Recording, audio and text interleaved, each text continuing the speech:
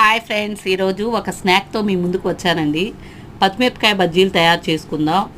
ముందుగా మంచి పచ్చిమిరపకాయలను తీసుకొని శుభ్రంగా కడిగి ఘాట్లు పెట్టుకోవాలి. తర్వాత ఒక ప్లేట్లో కొంచెం శనగపిండి, కొంచెం వాము, తగినంత సాల్ట్ వేసి బాగా కలిపి ఘాట్లు పెట్టిన పచ్చిమిరపకాయల్లో పెట్టుకోవాలి.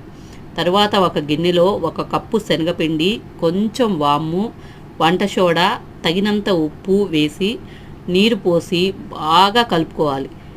బాగా స్మూత్గా వచ్చే వరకు కలుపుకొని తరువాత నూనెను వేడి చేసి స్టఫ్ చేసిన మిరపకాయలను పిండిలో ముంచి కాగుతున్న నూనెలో వేయాలి. అన్నీ అలాగే వేసుకొని తిప్పుతూ ఉంటే బజ్జీ రెడీ. వేడి వేడి బజ్జీలో ఉల్లిపాయలు వేసుకొని తింటే ఆ మజానే వేరు. Super taste. అలానే మీరు కూడా తయారు చేసుకొని ఎలా ఉందో కామెంట్ చేయండి.